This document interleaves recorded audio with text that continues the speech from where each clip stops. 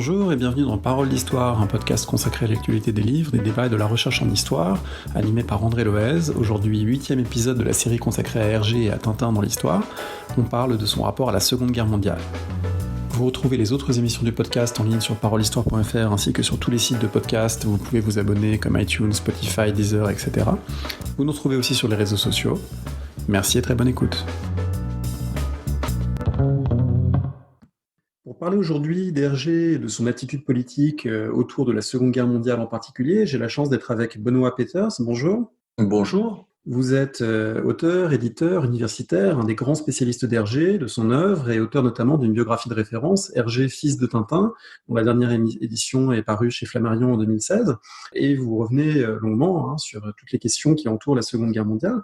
Je vais commencer par vous demander comment cette question des rapports d'Hergé à la politique, de la question de sa collaboration au moment de l'occupation de la Belgique, comment cette question est-elle devenue assez centrale finalement quand on s'intéresse à Hergé et à son œuvre ? Le statut d'Hergé est tout à fait exceptionnel dans l'histoire de la bande dessinée. On peut s'en féliciter ou s'en agacer. C'est vrai que je fais partie de ceux qui ont grandi avec Tintin et qui se sont passionnés pour l'œuvre, mais je conçois aussi qu'on puisse ne pas vouloir que l'histoire de la bande dessinée, ou même de l'histoire de la bande dessinée franco-belge, se réduise éternellement à Hergé avec de nouveaux livres, de nouvelles expositions, de nouveaux documents. Parfois, c'est un peu l'arbre qui cache la forêt.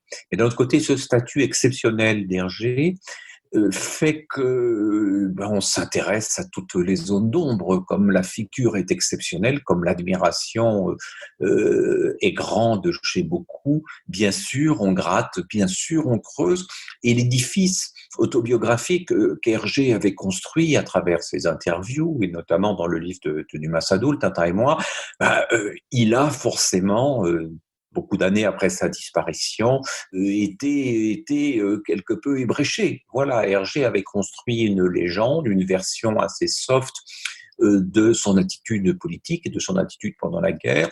Et plus les documents sont sortis, plus les témoins ont parlé, plus les biographes ont cherché, et notamment Pierre Assouline, dont le travail a été important à ce moment-là, de ce point de vue-là, dans les années 90, plus on s'est rendu compte que le dossier était chargé. Et en même temps, quoi qu'on fasse, et quelle que soit la qualité du travail historiographique, on a l'impression que la rumeur reprend vite le dessus et que, comme si le dossier n'était pas suffisant, on éprouvait le besoin de faire d'Hergé je ne sais quel criminel ou sympathisant nazi, ce qu'il n'a jamais été. Alors effectivement, il faut sans doute pour ça essayer de revenir aux réalités et notamment les inscrire dans un temps un peu plus long que celui de la Seconde Guerre mondiale, puisque avant l'occupation, avant la Seconde Guerre mondiale, il y a déjà des questions qui se posent autour des liens notamment entretenus entre Hergé et celui qui va devenir le chef du mouvement Rex d'inspiration fasciste, Léon Degrelle, très important en Belgique.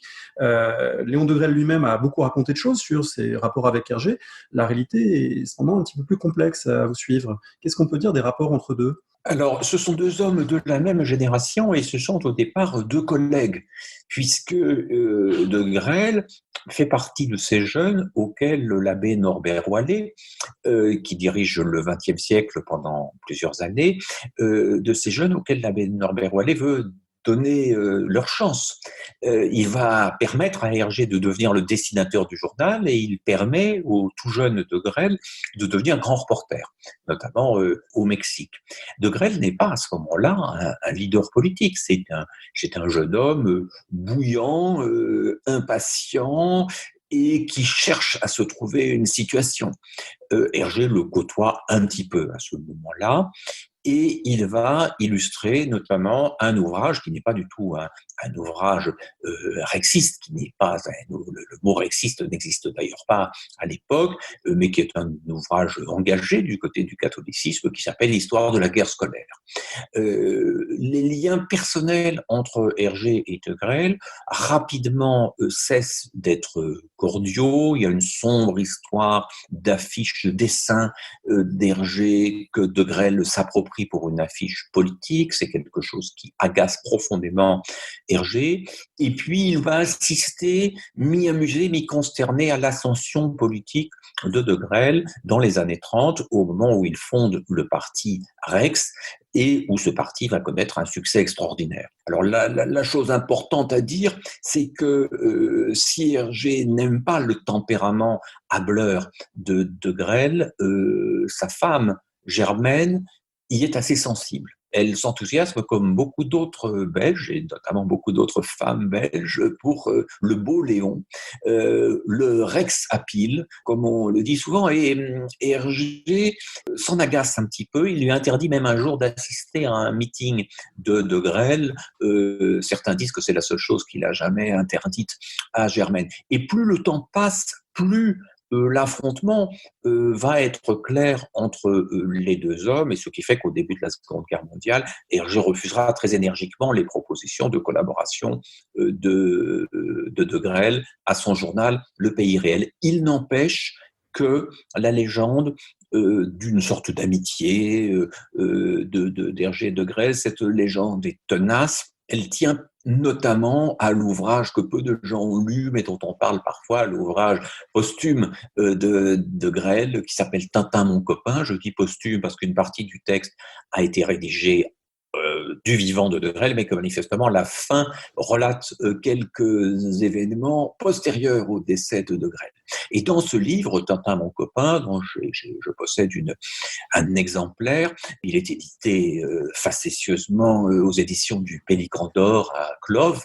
Dans ce livre, de Grelle essaye sur le tard de se faire passer pour le modèle et l'inspiration de Tintin, essaye de faire croire à une amitié qui n'a pas vraiment eu lieu, quoi, qui reste par moments prudent là-dessus, mais au fond, lui, qui rêvait d'une grande carrière politique, à la fin ne trouve rien de mieux, à la fin de sa vie, ne trouve rien de mieux que de s'accrocher au basque de ce Tintin qu'il devait dédaigner dans sa jeunesse. Il y a un autre personnage qui est beaucoup moins connu que Léon de Grelle, mais peut-être finalement plus important dans la carrière d'Hergé et dans son rapport à ses questions politiques et à son positionnement en tant que collaborateur d'un journal durant la guerre, c'est Raymond de Becker, qui fait aussi partie de cette nébuleuse de jeunes gens dans les années 30, un peu en quête d'un idéal politique. On les a appelés parfois les non-conformistes des années 30.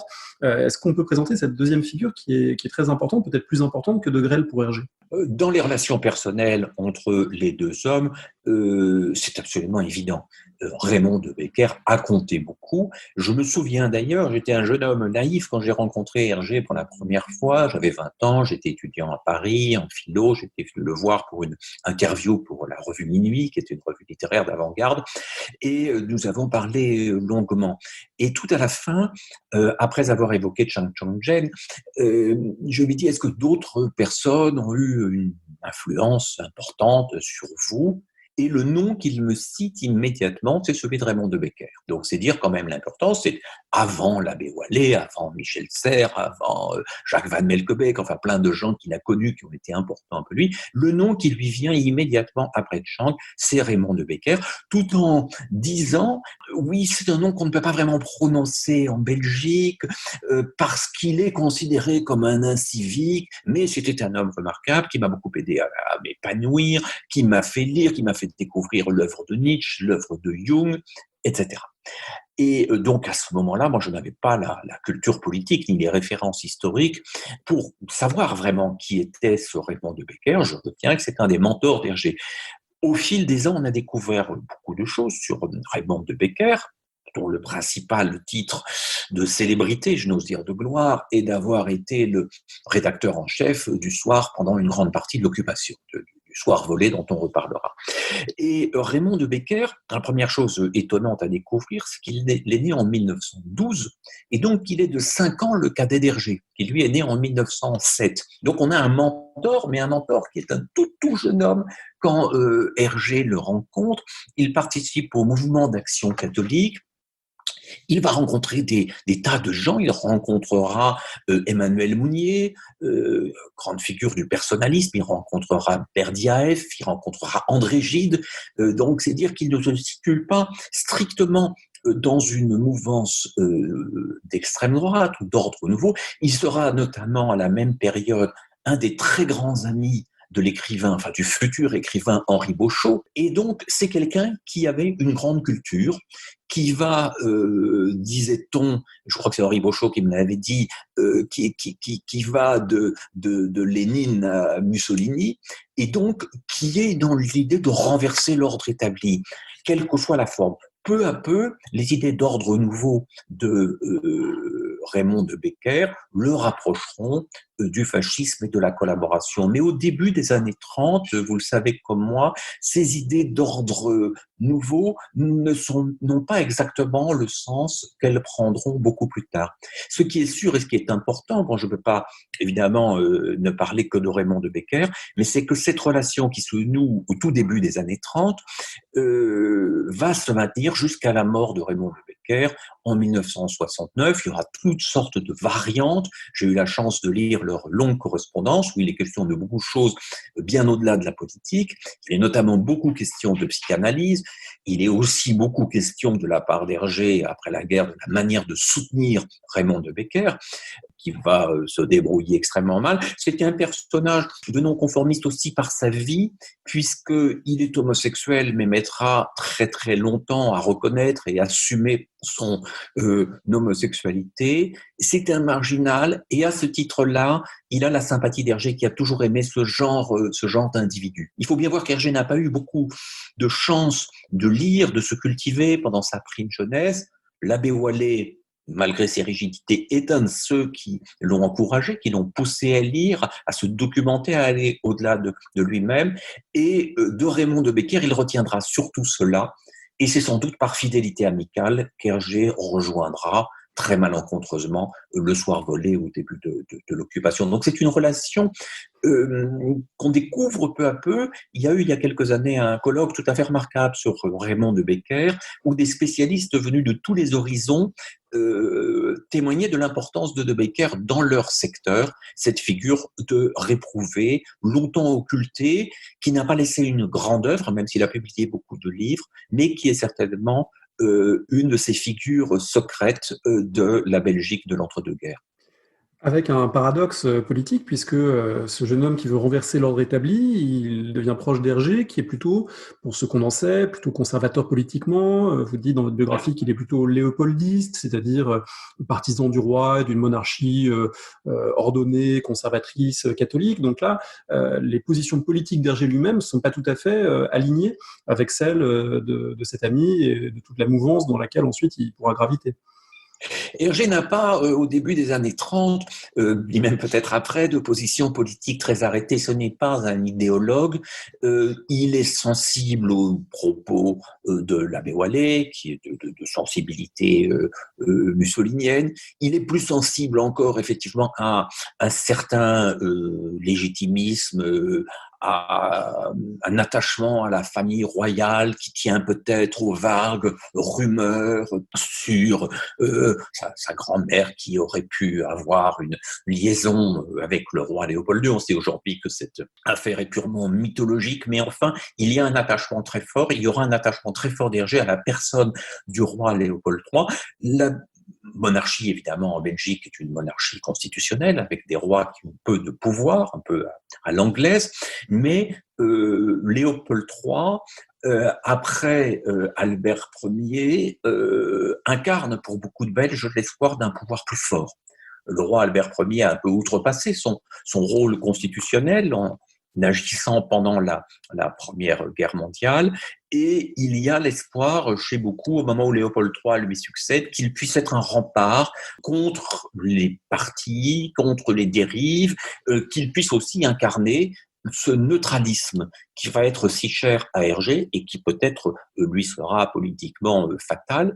Hergé fait partie de ceux qui pensent, comme le roi, que la Belgique ne doit pas se mêler du nouveau conflit mondial qui s'annonce, qu'elle ne doit prendre parti ni pour les Alliés, la France et la Grande-Bretagne essentiellement, ni pour les forces de l'Axe, Italie, Allemagne, Japon, qu'elle ne doit pas devenir le nouveau terrain de jeu de futurs belligérants. L'armée belge n'est pas assez forte pour y résister. La Belgique risquerait d'être piétinée, bombardée, comme elle l'a été pendant la Première Guerre mondiale. Il ne faut pas oublier de ce point de vue-là, et je crois que pour comprendre l'attitude d'Hergé pendant la Seconde Guerre mondiale, il faut vraiment se souvenir que, né en 1907, il a 7 ans au début de la Première Guerre mondiale, à peu près 12 ans quand elle se termine.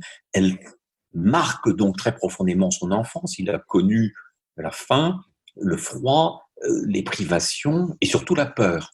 Et donc, comme des millions d'autres Belges, il souhaiterait absolument que la guerre, si elle doit avoir lieu, épargne la petite Belgique. C'est cela qui va insidieusement le conduire vers une attitude de collaboration passive. Avant cette collaboration, il y a le moment de la drôle de guerre et j'ai découvert en vous lisant qu'Hergé avait été mobilisé et même démobilisé par coïncidence le jour même de l'offensive allemande en mai 1940.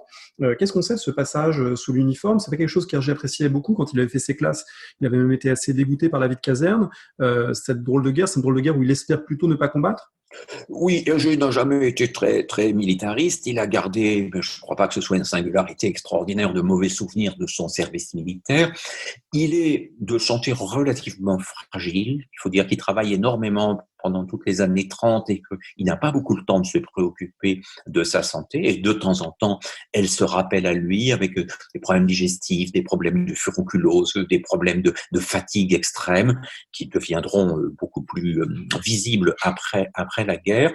Et en plus, Hergé ne souhaite pas, et peut-être n'a pas les moyens, ne souhaite pas renoncer à dessiner ses histoires. Donc, quand il est mobilisé, il essaie de trouver un peu de temps libre pour continuer Tintin, parfois Cluc et Flup, parfois Joe et Z, quelques couvertures promises, et il réussira à bénéficier de quelques appuis qui, entre sa mauvaise santé et la notoriété déjà importante de Tintin en Belgique, parviendront à le faire démobiliser. Et puis au moment où les troupes allemandes envahissent la Belgique, en mai 40, Hergé, comme beaucoup d'autres Belges, part se réfugier en France. Il va y rester plusieurs semaines dans le Massif central avec sa femme, sa belle-sœur et sa nièce. Ils ne savent pas très bien ce qu'ils vont devenir. Et le journal Le XXe siècle, où il publiait, dans le supplément pour la jeunesse, le petit 20e, le journal Le XXe siècle, qui n'allait déjà pas très bien, est emporté dans la tourmente et ne reparaît pas. Ce qui fait que quand Hergé, répondant à l'appel radiophonique du roi Léopold III, rentre en Belgique, eh bien, il se trouve dans une situation professionnellement difficile, puisque son journal a disparu, il n'a pas de nouvelles perspectives. Il écrit à un moment dans une lettre à Casterman: je commence à me demander si je ne vais pas embrasser la carrière de chanteur de rue. Peut-être n'aurait-il pas eu un grand succès comme chanteur de rue. En tout cas, le train de vie qu'il avait juste avant la guerre, au moment où il était l'employé le mieux payé du journal Le XXe siècle, puisqu'il dopait les ventes le jour de parution de Tintin, ce statut disparaît tout d'un coup. Il est là, dans une maison assez grande, à Boitsfort, dans la périphérie de Bruxelles. Les albums, contrairement à ce qu'on croit parfois, les albums publiés chez Casterman lui rapportent très peu d'argent, très peu de droits, et d'ailleurs Casterman a été menacé, la ville de Tournai a été bombardée, et donc quand Hergé acceptera l'offre de Raymond de Becker de rejoindre le journal Le Soir pour y continuer les aventures de Tintin, dans un supplément calqué sur le Petit 20e, qui va s'appeler Le Soir Jeunesse, Hergé, d'une certaine façon, a moins de choix qu'on ne peut le croire. Bien sûr, rétrospectivement, on peut se dire que c'est une énorme erreur, il n'aurait pas dû rejoindre ce journal qui paraît sous le contrôle strict de l'occupant, mais pour lui, il rejoint un journal prestigieux, à grand tirage, dirigé par un ami, où on lui assure qu'il aura, dans le supplément pour enfants, toute liberté. Cette liberté n'est pas absolument complète, puisque l'éditorial du premier numéro du Soir Jeunesse est signé par Raymond de Becker, il est marqué idéologiquement. Par contre, pour les pages que fait paraître Hergé, et pour l'aventure qui démarre dans le Soir Jeunesse, le Crabe aux pinces d'or, on se tient absolument à distance de la politique, et donc Hergé a l'impression que même si le contexte n'est peut-être pas très propre, ce qu'il fait lui est innocent. Et il va se bercer pendant toute l'occupation, je crois, de cette idée d'une forme d'innocence. On connaît les formules qu'il employait notamment avec Numa Sadoul. Je faisais mon travail comme un boulanger faisait le sien, comme un receveur de tram faisait le sien.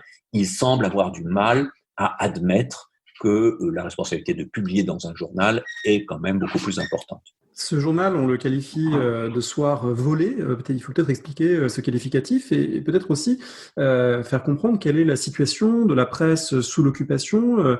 Hergé est libre de publier ses récits d'aventure, mais on imagine bien que s'il mettait en scène des résistants ou des Britanniques, cette liberté n'existerait pas en réalité. Donc c'est une liberté malgré tout dans un cadre qui est celui de l'occupant, avec aussi des restrictions de papier. Donc quelles sont les particularités de ce journal et pourquoi est-ce qu'on l'appelle le soir volé? Alors d'abord, on l'appelle le soir volé parce qu'il a été retiré à la famille Rossel, ses légitimes propriétaires. Donc les Allemands avaient d'abord essayé de lancer un quotidien à eux, un nouveau quotidien ouvertement collaborationniste, mais les lecteurs belges s'en étaient détournés, alors que le soir reste un titre auquel ils sont habitués, et puis c'est un journal qui apporte aussi quantité d'informations utiles, qui vont des petites annonces à la météo et aux pages jeunesse. Donc il ne faut pas imaginer que les gens qui achètent le soir l'achètent tous comme une feuille de propagande, ils l'achètent probablement en bonne partie pour les programmes des théâtres et des cinémas et d'autres choses de ce genre. Hergé s'y retrouve avec quelques personnes qu'il connaît. Il faut dire que le milieu qu'il a fréquenté dans les années 30, le milieu du XXe siècle, est un milieu qui s'est en bonne partie rapproché du monde de l'ordre nouveau. Plusieurs ont vu une chance dans cette période. Ce sont encore des jeunes gens, et ça c'est une chose qu'il faut bien se représenter, c'est que en 40, Hergé a 33 ans, De Becker en a 28, et beaucoup de ceux qui vont occuper des fonctions importantes, éminentes pendant l'occupation, sont des gens dans la trentaine. Et donc il y a cet effet un peu de remplacement d'une génération par une autre, qui est une chose que De Becker reconnaîtra assez honnêtement dans un texte autobiographique après la guerre, en disant que cette période a aussi été celle d'une sorte de satisfaction d'une ambition juvénile, du remplacement d'une génération par une autre, d'une conquête du pouvoir.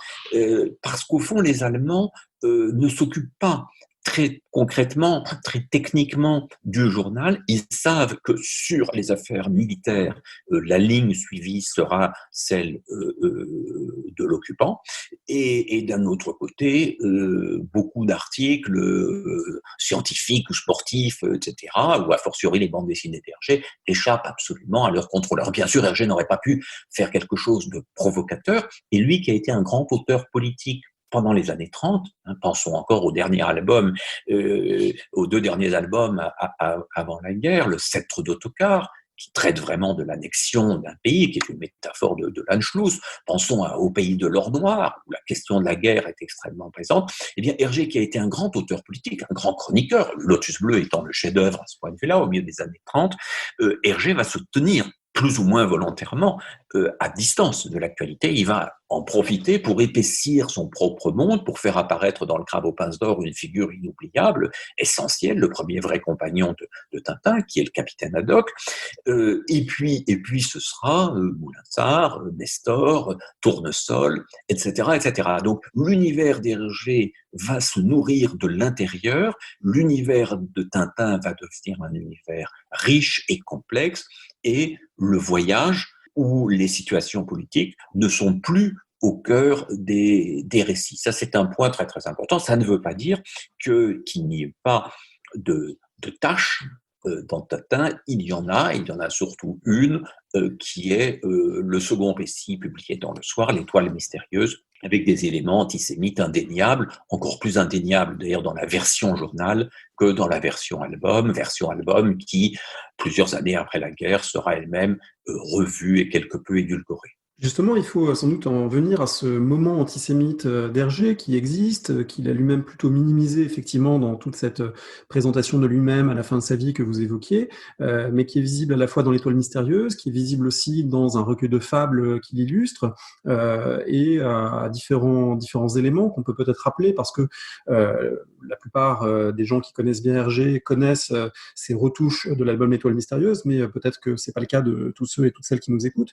Quels sont les éléments qui montrent que là, il y a bien un glissement d'Hergé vers un antisémitisme relativement affirmé?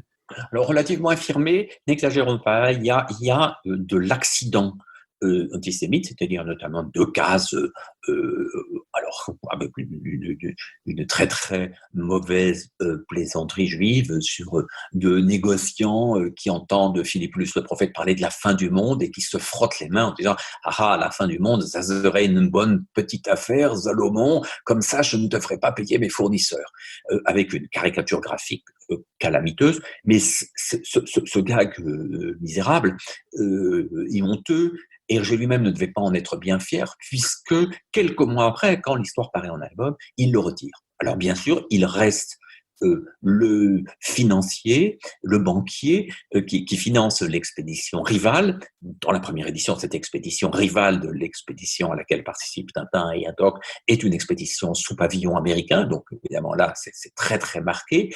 Et le financier Blumenstein ressemble lui aussi aux caricatures antisémites de l'époque.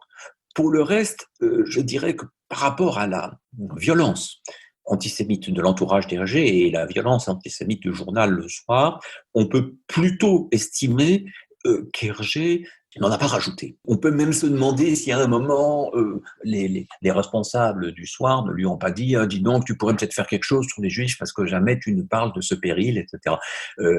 Car il y a dans les pages rédactionnelles de très très nombreux éditoriaux absolument abjects, notamment sur les Juifs d'Anvers.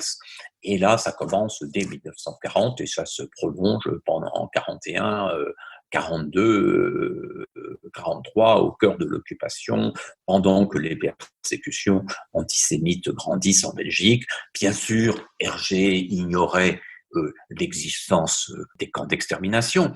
Il l'a dit, et il n'y a aucune raison d'en douter, il n'avait aucune possibilité d'un accès à ce type d'information, mais il semble s'être accommodé quand même d'un antisémitisme ambiant, et évidemment, il en a été tout à fait honteux après la guerre. C'est une imprégnation du milieu. Il faut bien voir que cette imprégnation a produit de bonnes choses.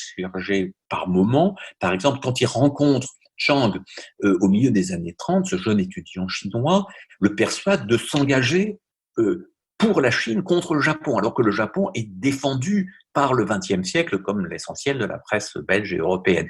Et donc, Hergé, à ce moment-là, subit l'influence de Chang, elle déteint sur lui et il fait un album engagé, eh bien, sous l'occupation, à cause de Becker et de beaucoup de journalistes encore beaucoup plus radicaux que lui qui sont au soir, à cause de gens qu'il fréquente à gauche et à droite, il se laisse imbiber, imprégner comme une éponge, et là, c'est une éponge qui absorbe et rejette une eau nauséabonde. Bien souvent, Hergé absorbera heureusement des choses meilleures, et on le verra notamment après la guerre se convertir peu à peu à une sorte de vision humaniste du monde, avec un désengagement qu'on peut partager ou non, mais qui en tout cas est beaucoup plus propre et même souvent teinté de générosité. On ne peut pas minimiser cet aspect, ni l'aveuglement politique et historique d'Hergé pendant la guerre. Il est concentré sur son travail, il est obsédé par le succès de Tintin. Il travaille à la fois à ses feuilletons, qui sont des histoires remarquables, hein, comme Le secret de la licorne et Le trésor de Rackham le Rouge. Il travaille en même temps à la mise en couleur de ses albums. Il est dans sa maison de Boisfort, travaillant 12 heures par jour, dimanche compris. Il ne va pas à la rédaction du soir, ou très rarement. Au fond, pour lui, la guerre est une sorte de toile de fond lointaine dont il ne peut pas trop entendre parler. Et quand des amis lui reprochent cet engagement, il les considère comme intolérants ou idéologiquement butés, dogmatiques. Il ne veut pas savoir ce qui se passe, et juste jusqu'à la libération, d'ailleurs, et même jusqu'après la libération, il continuera à ne pas se représenter son attitude comme une attitude fautive, mais éventuellement comme une attitude un peu maladroite. C'est un point sur lequel on va revenir, hein, la question de l'épuration, de la fin de la guerre et de tous les problèmes que ça lui pose. Est-ce qu'il n'y a pas un paradoxe finalement dans cette attitude un peu de retrait du monde et de faire comme si la guerre n'existait pas, pour quelqu'un dont le héros avait été très mis en scène, justement en lien avec le monde. Il y avait quand même eu toutes ces mises en scène du retour de Tintin, de reportages dans les années 30 à la gare. C'était pas un personnage retiré du monde, Tintin. Donc finalement, l'idée que le dessinateur pourrait s'isoler du monde alors qu'il fait intervenir son personnage comme un personnage réel que l'on suit, etc. Est-ce qu'il n'y a pas un peu une contradiction dans la posture du dessinateur à ce moment-là? Il n'y a pas une contradiction, mais il y a une transformation forte. Tintin, au début de l'Étoile mystérieuse et à la fin de l'Étoile mystérieuse, d'ailleurs, est confronté à une idée de fin du monde. C'est quand même cela qui est annoncé. C'est une métaphore assez forte de la débâcle.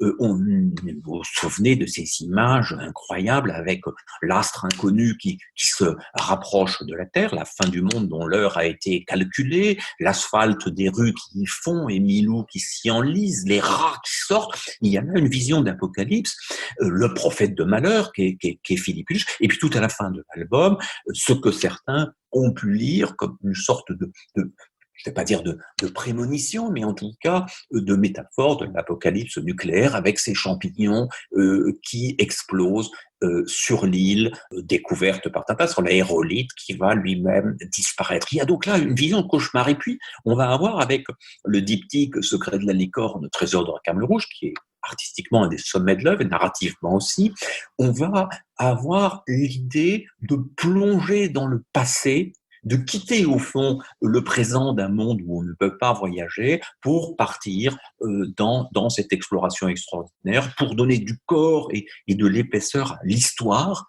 puisque Haddock reprend la trajectoire de son ancêtre, le chevalier François de Haddock. Le château de Moulinsart lui-même l'inscrit dans une dimension historique que Tintin ne possédait pas du tout en propre. Donc, il y a un approfondissement de l'univers.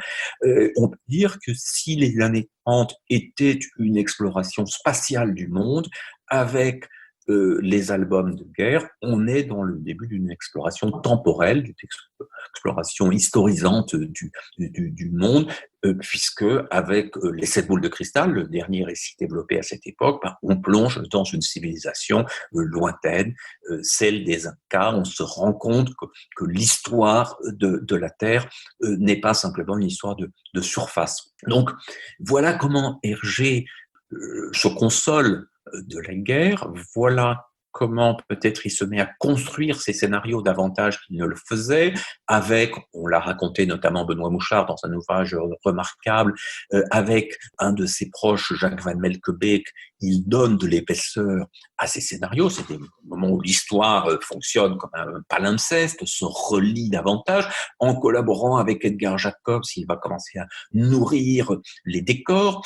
Il nourrit à la même époque la psychologie des personnages, puisque le personnage de Haddock ou le personnage de Tournesol sont en perpétuelle transformation, en perpétuelle évolution. Voilà ce qui le préoccupe. Et en même temps, quand il met en couleur ses albums, ce qui fait parallèlement à la création de nouveaux récits, eh bien, il enlève les traits trop belges, les traits trop datés. Il commence à inscrire la série des aventures de Tintin dans une temporalité autre, une temporalité fermée, comme s'il y avait volonté à la fois d'universaliser l'œuvre en écartant ce qui est trop belge et de lui enlever ce qui la daterait trop, un mouvement qu'il continuera au fil des reprises après la guerre. Donc voilà, pour lui, ce sont certainement des années heureuses créativement.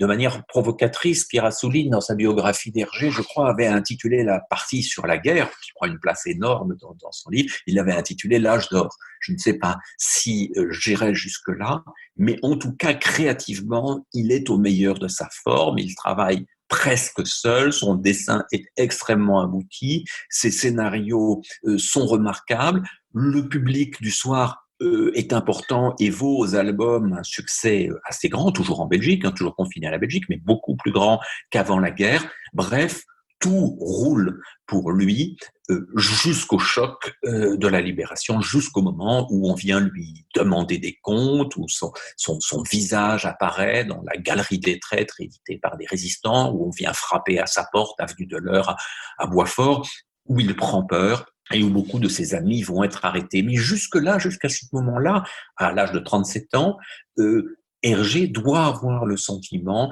que les choses se préparent au mieux et que, comme on le dit dans la correspondance avec Casterman, eh bien, nous serons prêts après la guerre à conquérir le marché avec un personnage en or et une série de beaux albums en couleur. Ça, effectivement, c'est une dimension qu'on avait vue au cours d'une précédente émission avec Florian Moine consacrée à l'histoire éditoriale de Tintin, cette stratégie de Casterman pour l'après-guerre. Je voudrais revenir peut-être sur un moment qui précède immédiatement la Libération, la période de 1943-1944, où il y a déjà, me semble-t-il, une évolution que vous racontez, une difficulté plus grande parce que Raymond de Becker a quitté le soir, Hergé y reste, alors qu'on s'oriente vers une forme de nazification de plus en plus prononcée du journal, et il est de plus en plus clair que l'Allemagne va perdre la guerre, et donc il y a un certain nombre de gens qui le mettent en garde, qui disent attention, est-ce que tu as fait les bons choix, etc. Et là, Hergé, finalement, reste un peu inconscient des réalités. C'est vraiment à la Libération qu'il prend conscience de la portée de ses choix. Je ne sais même pas s'il en prend vraiment conscience, il en subit les conséquences. Il a laissé passer l'occasion de quitter le journal au moment où De Becker s'en va. De Becker avait un tempérament, malgré tout, assez bravache, assez indépendant. C'est quelqu'un qui n'a jamais bien fonctionné dans les cadres et les hiérarchies. Et donc, il devait avoir l'illusion d'une forme d'autonomie éditoriale. Au moment où, à cause du conflit entre De Becker et De Grelle, puisque De Grelle est devenu une grande figure de la collaboration active, engagée sur le front de l'Est, aux côtés des nazis, se rapprochant d'Hitler, essayant au fond d'imposer sa loi à toute la droite et l'extrême droite belge, De Becker marque ses distances, et en marquant ses distances, il se suicide politiquement. Donc, il est démis de ses fonctions et, si je me souviens bien, arrêté par les Allemands, même si c'est une arrestation soft. Il passera d'ailleurs de cette arrestation par les Allemands à une arrestation par les Belges au moment de la libération. Et donc, De Becker a senti qu'il y avait une sorte d'extrémisme qui était inacceptable. Lui avait l'idée d'une Europe nouvelle dans laquelle la Belgique et d'autres pays auraient droit à une certaine autonomie et ne deviendraient pas de simples provinces du Troisième Reich. Je ne sais pas s'il y a eu des discussions à cette époque, on n'a pas en tout cas de lettres, s'il y a eu des discussions entre De Becker et Hergé. Ce qui est sûr, c'est qu'Hergé est resté, notamment, je crois, tout bêtement, pour finir l'histoire en cours, le trésor de Rackham le Rouge. Et puis pour continuer, parce que dans quel journal serait-il parti? Alors il aurait pu, avec une attitude un peu plus courageuse, se dire les albums commencent à marcher, et donc je vais m'occuper entièrement des mises en couleur et de mes albums. Mais Hergé, profondément, on a tenté avec Philippe Melot et Jean-Marie Ems de le montrer dans la collection, pour l'instant interrompue, Hergé, le feuilleton intégral, qui reprend les versions d'origine de toute l'histoire. Hergé est profondément un homme de presse. Pour lui, le livre, à cette époque-là, est quelque chose de second, sinon de secondaire. Ça se renversera après la guerre et dans les années 50. Et je crois qu'il est tellement habitué à ce rythme du feuilletoniste, à cette livraison d'un strip par jour, qu'il ne s'imagine pas créer une histoire de toute pièce. Enfin, bon, là, je reconstitue, hein, je n'étais pas dans sa tête et je n'ai pas parlé directement de cette option-là quand je l'ai rencontré, mais je crois vraiment qu'il se vivait comme un feuilletoniste et qu'il voyait dans la parution hebdomadaire, puis quotidienne pendant la guerre, le moteur principal de ses récits. Il se serait trouvé presque au Grosjean comme devant, s'il avait dû faire une histoire comme ça, ex nihilo, directement pour le livre. Et le rythme très particulier des Tintins de guerre, leur densité, vient de cette obligation de raconter chaque jour quelque chose en 3 ou 4 images. Une obligation qu'il va pourtant mettre de côté au moment où il n'arrive plus à dessiner, où il commence à entrer en dépression, d'abord au printemps 1944, et c'est un des paradoxes, ce moment de la libération qui pour presque toute l'Europe est un moment de liesse mélangé évidemment avec du deuil. Pour Hergé, c'est un moment de choc psychologique, de grande difficulté que le processus judiciaire lancé contre lui va redoubler. C'est un moment très très compliqué qui s'ouvre à partir de la première moitié de l'année 1944.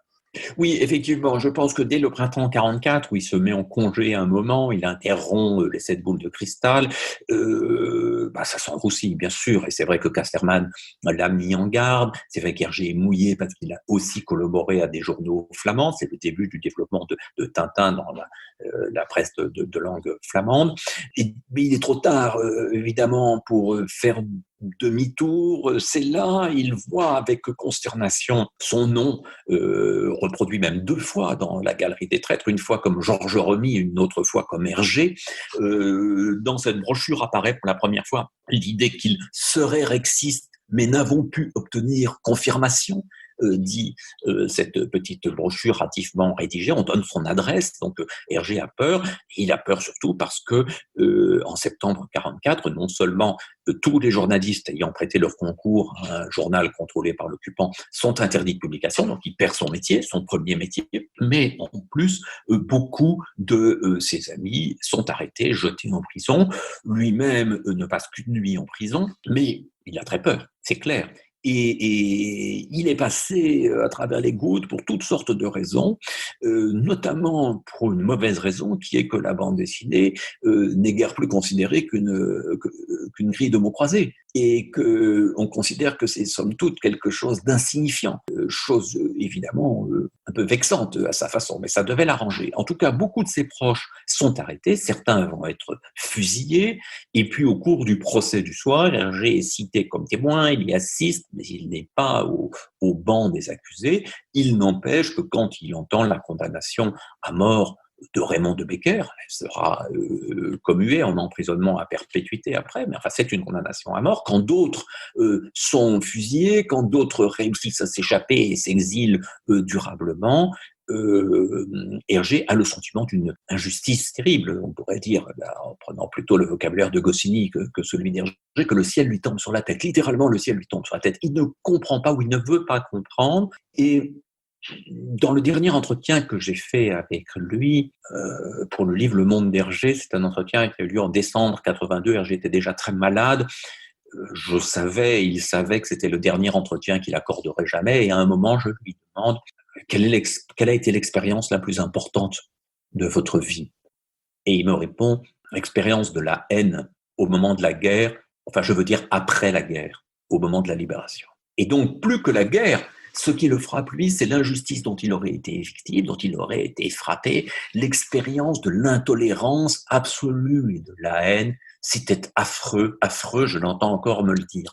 Bien sûr, il aura dans d'autres interviews des paroles plus nuancées, notamment avec des journalistes flamands et néerlandais qui arrivaient bien armés historiquement, avec des questions précises, où il dira quelquefois que c'était une erreur épouvantable, que ça aurait pu lui coûter sa carrière, qu'il a pactisé avec les pires forces de l'ordre nouveau, etc. Bon, bien sûr, mais il n'empêche qu'au plus profond de lui-même, il se voit plus comme une victime que comme un coupable à ce moment-là, et sa réaction va être une réaction de profonde dépression. Alors la dépression n'est pas uniquement liée aux affaires de l'épuration, elle est liée aussi à la folie de sa mère, qui se déclare en 1944, au moment où la rumeur court que le frère d'Hergé, Paul, a été tué.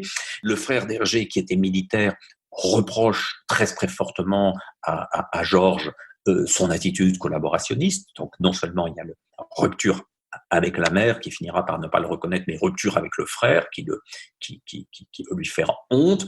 Il y a la peur, comme je vous l'ai dit, puis il y a cet effet de surmenage qui brusquement se révèle et qui va faire que bientôt, au moment où Raymond Leblanc, ancien résistant, lance le journal Tintin, Hergé est frappé d'une sorte de dépression et d'incapacité physique à dessiner. et il traînera cette situation pendant toute la fin des années 40. Je le raconte longuement dans Hergé, fils de Tintin, en m'appuyant notamment sur la correspondance avec sa femme, Germaine. On a là un homme brisé, un homme défait, qui pense qu'il ne reprendra jamais les aventures de Tintin, que ce n'est plus pour lui, que ce n'est plus de son âge, que l'innocence est perdue, que la fraîcheur créative a disparu. Et on peut dire que s'il n'a pas payé judiciairement son engagement au soir, il l'a payé psychologiquement. C'est une dépression de 4 à 5 ans, très violente, très forte, avec des fugues, des disparitions, de l'envie de tout quitter. Je me demande parfois si cette dépression n'a pas duré jusque vers 1960, au moment où il quittera Germaine et avec elle tout ce passé, et avec elle toute cette histoire. Et où il partira avec Fanny, qui deviendra plus tard sa seconde épouse, et entamera une autre période de vie où Tintin aura moins d'importance. Mais on peut dire en tout cas que l'élan créatif, le plaisir de dessiner et de raconter, cette forme de spontanéité un peu scout qu'il avait, le quitte définitivement à partir de 1944. C'est bien sûr quelque chose que Hergé a tout à fait dissimulé dans la version publique de son histoire. Et dans ses entretiens avec Dumas Sadoul, il va parler d'une crise dépressive au moment de Tintin au Tibet. Il la met en scène de manière ligne claire. Mais la réalité, c'est que toute la mélancolie qui était en lui, qui était latente et liée à un certain nombre de blessures d'enfance et d'adolescence, elle ressort brusquement, et qu'il faut imaginer, par exemple, Objectif Lune et On a marché sur la Lune, comme des albums de deuil, des albums hantés par la mort, et pas simplement comme la grande épopée technologique visionnaire qu'on y a vue. Il y aura d'ailleurs encore, dans les années 51-52, donc quand même longtemps après la guerre, 18 mois d'interruption de cette histoire par le fait de la dépression, bien sûr parce que l'histoire est difficile, parce que la documentation est complexe à réunir, mais aussi parce que ce fond de mélancolie est incurable. Vous citez d'ailleurs une formule qui résume très bien tous ces éléments dans une lettre d'Hergé après la guerre, lorsqu'il explique que son boy-scoutisme a été fort abîmé par cette expérience. Effectivement, ça résume ce que vous avez évoqué. Dernière question peut-être, dans cette phase d'angoisse, de difficulté qui débute au printemps 1944, on trouve un certain nombre d'échos de ces difficultés dans les récits de Tintin eux-mêmes, notamment parmi les cases les plus effrayantes de tout le corpus. Il y a celle où la momie de Raskar Kapak semble s'animer et devenir très menaçante et menacer Tintin dans son sommeil. Ça, ce sont des cases qui sont dessinées autour de cette période, et de manière générale, il y a un certain nombre d'allers-retours entre la vie et l'œuvre péniblement dessinée d'Hergé à ce moment-là. Oui, oui, tout à fait, tout à fait. Il y a aussi ce moment d'abattement dépressif du capitaine Haddock après l'enlèvement de Tournesol, et où on voit exactement l'attitude tout à fait symptomatique de la dépression nerveuse. Et il est clair qu'à ce moment-là, l'identification d'Hergé est passée plus du personnage de Tintin, qui était le personnage de sa juvénilité, de sa foi dans l'avenir. On est passé à une identification au capitaine Haddock, qui est un personnage plus sombre, plus tourmenté par l'alcoolisme et par des démons intérieurs. Tout ça est toujours masqué chez Hergé par la drôlerie, par le sens de l'aventure, par la clarté du dessin. Il y a quelque chose qui a pu faire illusion et qui d'ailleurs est bel et bien là. Enfin, je veux dire, la dimension joyeuse, elle est là. Mais quand on commence à gratter la vie d'Hergé, on comprend ces formules qu'il employait dans une lettre à Germaine peu après la guerre, en disant « Tintin, c'était moi, ce n'est plus moi ». Et là, il y a quelque chose qui moi, me touche. Politiquement, je me sens sur la plupart des points aux antipodes d'Hergé, mais je suis frappé par ces fragilités, et celles qui me le rendent attachant à côté du génie que je crois présent dans beaucoup de ses albums. J'essaye, tout en restant lucide et en ne masquant aucun fait, de ne pas tomber dans le jugement que certains biographes ont pu avoir. Je n'ai pas envie de faire le procès d'Hergé, j'ai moins encore envie d'amplifier des amalgames. Par exemple, beaucoup de gens connaissant mal la situation politique de la Belgique sous l'occupation, qui était une administration militaire allemande, une administration directe, beaucoup de gens confondent la situation de la Belgique occupée avec celle de la France de Vichy. On parle de Pétain, on va parler de Laval. Ce sont des choses qui n'ont pas d'équivalent dans la situation belge, donc il faut rester précis, nuancé. Il faut aussi voir que par rapport à une revue comme Le Téméraire, qui avait analysé autrefois Pascal Horry dans un ouvrage remarquable, beaucoup de dessinateurs français se sont engagés dans un antisémitisme virulent et dans une collaboration active, sans avoir été aussi inquiétés qu'Hergé après la guerre. Ils se sont recyclés facilement. Hergé a payé finalement assez cher la chose, alors que l'œuvre est, à l'exception de quelques pages de l'Étoile mystérieuse, restée relativement intacte. Et puis, toute l'évolution d'Hergé après la guerre, et pensons à des albums comme Tintin au Tibet ou Les bijoux de la Castafiore, toute l'évolution d'Hergé après la guerre va dans le sens d'une ouverture à l'autre, d'une générosité. C'est évident dans Tintin au Tibet, mais c'est très frappant aussi dans Les bijoux de la Castafiore avec le traitement des Romanichels. Tintin a un souci de l'autre qui est incompatible, à mon avis, avec les véritables opinions d'extrême droite ou fascisantes que certains veulent lui attribuer, de même que ses lectures tardives, que son goût pour la peinture moderne, celle de Warhol, de Liechtenstein, de Rothko et de bien d'autres. Tout cela fait de lui un être curieux, compliqué, ambigu, qui s'est trompé, mais certainement pas un militant fasciste ou un nostalgique de l'ordre nouveau. Je crois qu'Hergé a su se transformer. Maintenant, dans sa manière de se raconter sa propre histoire, je pense que c'était un peu difficile pour lui. Et de même qu'il s'est défendu des accusations de misogynie, qu'il s'est défendu des accusations d'antisoviétisme, etc., chaque fois en trouvant des petites excuses, des péchés de jeunesse, des machins, il ne pouvait pas réussir à se raconter son histoire comme nous la racontons aujourd'hui, ou peut-être avait-il le sentiment que sa sincérité serait fatale aux aventures de Tintin et ne leur permettrait pas de rayonner à travers le monde comme elles étaient en train de le faire. Et donc, dans les interviews que j'ai faites de lui, je l'ai senti plusieurs fois prudent, inquiet, devançant une attaque que je ne formulais même pas,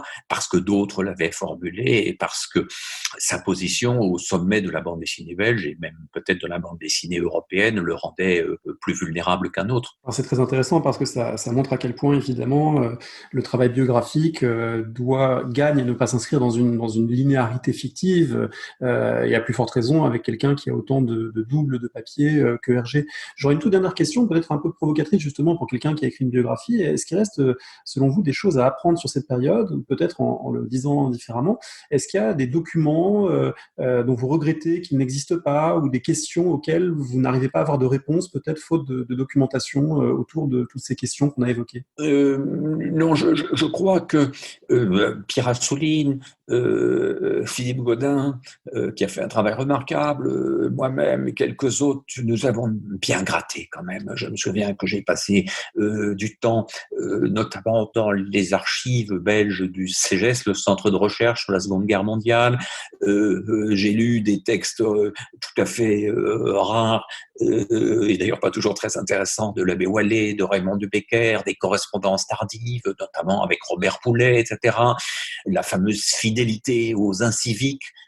Après la guerre, tout ça, je crois l'avoir regardé de près, et d'autres l'ont fait aussi, et je pense qu'il ne reste plus de grands secrets. Maintenant, notre regard, peut-être, c'est parfois durci, et certains qui ont grandi avec les aventures de Tintin et qui les ont aimés et qui ont ri et qui ont vibré et qui ont suivi Chang et Zorino et les autres aimeraient que Hergé soit comme personne aussi pur que Tintin.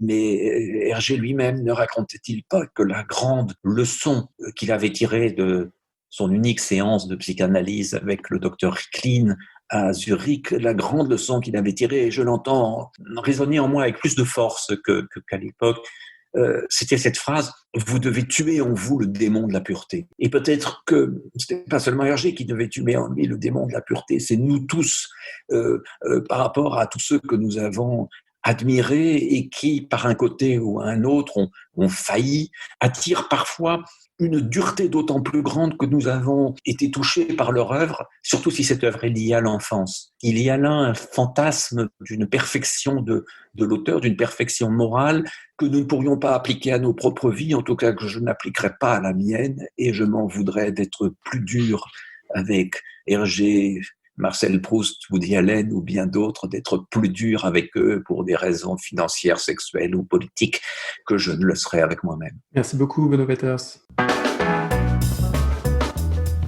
Merci de nous avoir écoutés. Rendez-vous sur le site paroledhistoire.fr pour tous les compléments ainsi que la bibliographie de l'émission. Et à très bientôt pour de nouvelles histoires de Tintin.